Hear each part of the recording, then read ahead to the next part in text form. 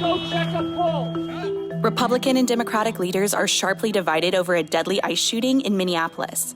With federal officials and GOP leaders calling it self-defense, Democratic state and local leaders accuse the federal government of using excessive force and spreading misinformation. That divide comes after 37-year-old Renee Nicole Good was shot and killed by a U.S. Immigration and Customs Enforcement officer during a federal immigration enforcement operation in Minneapolis. Republican leaders, including President Donald Trump and officials at the Department of Homeland Security, say that the ICE officer involved feared for his life and acted lawfully. Democrats in Minnesota say the shooting was unnecessary, avoidable, and represents a broader failure of federal immigration enforcement. Good was inside her vehicle when the encounter turned deadly. She was later pronounced dead at a hospital. Good was a U.S. citizen and appeared to have no prior encounters with law enforcement beyond a traffic ticket. On her Instagram account, Good described herself as a poet and a writer and a wife and a mom. She was originally from Colorado and wrote that she was, quote, experiencing Minneapolis.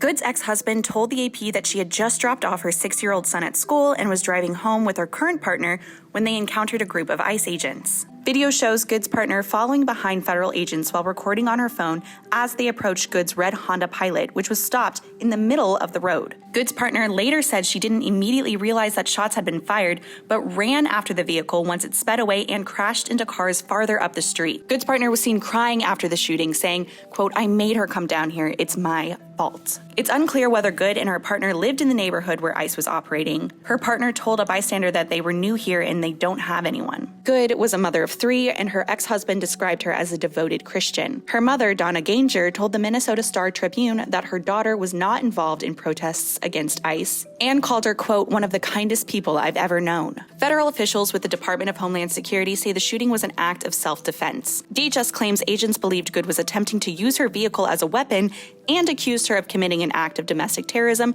by trying to run over an officer. I want to reiterate first with all of you the facts of what happened today. At 10:25 a.m. Central Time, Immigration and Customs Enforcement were carrying out lawful operations here in Minneapolis. Because of the adverse weather that Minneapolis has seen in recent snow, one of the vehicles became stuck and ensnared in the snow. Law enforcement were attempting to push out this vehicle, and when a mob of agitators that were harassing them all day began blocking them in, shouting at them, and impeding law enforcement operations. ICE officers and agents approached the vehicle of the individual in question, who was blocking the officers in with her vehicle, and she had been stalking and impeding their work all throughout the day. ICE agents repeatedly ordered her to get out of the car and to stop obstructing law enforcement, but she refused to obey their commands. She then proceeded to weaponize her vehicle, and she attempted to run a law enforcement officer over.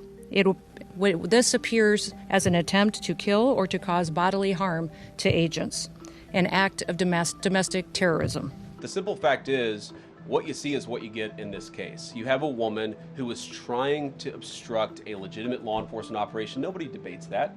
You have a woman who aimed her car at a law enforcement officer and pressed on the accelerator. Nobody debates that. I can believe that her death is a tragedy while also recognizing that it's a tragedy of her own making and a tragedy of the far left who has marshaled an entire movement, a lunatic fringe, against our law enforcement officers.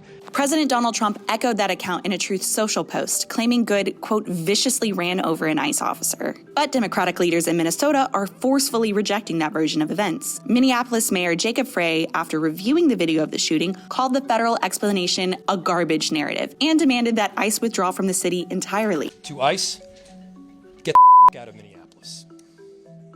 We do not want you here.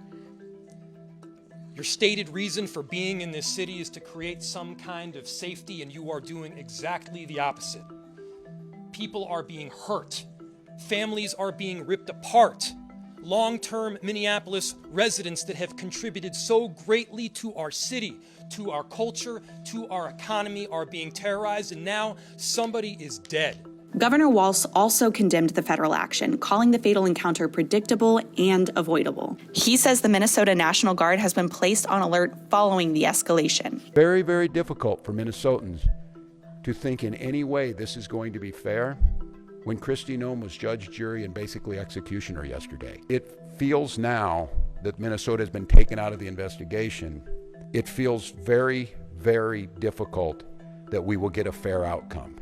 And I say that only because People in positions of power have already passed judgment, from the president to the vice president to Kristi Noem, have stood and told you things that are verifiably false. Videos shared online show agents approaching Good's SUV while DHS maintains officers were in danger. Local footage and witness accounts suggest that the vehicle appeared to be moving away, not toward law enforcement. Preliminary information indicates Good was seated in her vehicle, blocking a roadway, when federal officers approached on foot. When the vehicle began to drive away, at least 2 shots were fired and the SUV crashed along the side of the road. Hundreds gathered Wednesday and Thursday for vigils and protests calling for accountability and for ICE to leave Minneapolis.